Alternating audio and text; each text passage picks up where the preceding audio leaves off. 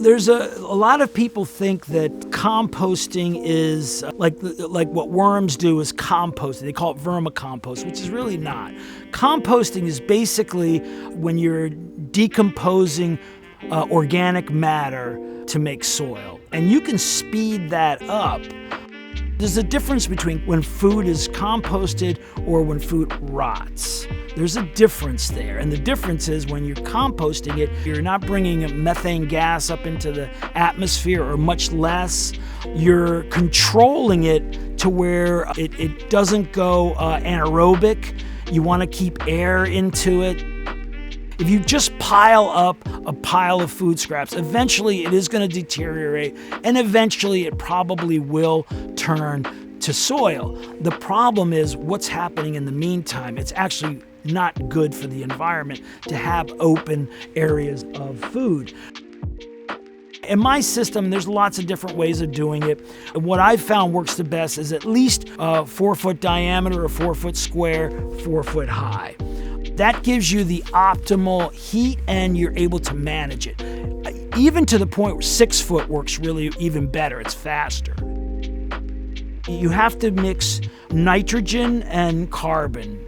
So nitrogen would be like plants, like green plants, food scraps, beer mash can sort of be both. Mostly fresher items, food trash especially. And then carbon. Carbon is leaves, mulch, brown. So brown and green. 1 part green, 2 parts brown. It's a lasagna layer is what it is. What I've found is if you do a little bit at a time, it doesn't work as good as doing a big layer. And especially what I do is I have my compost, and mine are actually 4 foot wide, about 5 foot long, and about 4 foot high.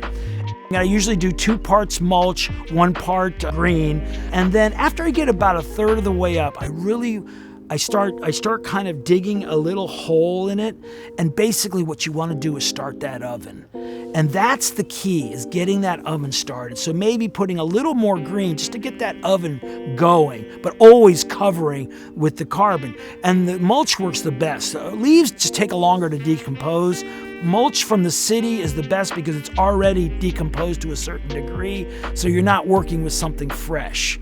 When you get that oven started, and it can get up to 150, I've had mine up to 150, but even 100 degrees can start your compost going. Now, are you going to get rid of your pathogens with 100 degrees? No. You got to get up to at least 130 for about a month to get rid of the pathogens.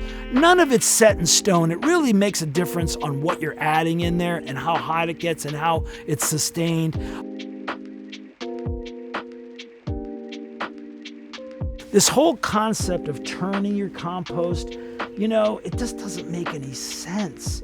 When you turn your compost, the first thing that happens is you release all the heat because you're uncovering a pot lid, basically.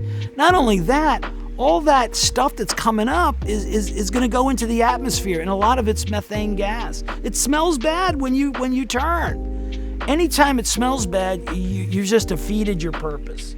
So the best thing to do is make your compost big enough. If you're not going to do a big one, if you're going to do a small one, you got to give it more time. That's all there is to it.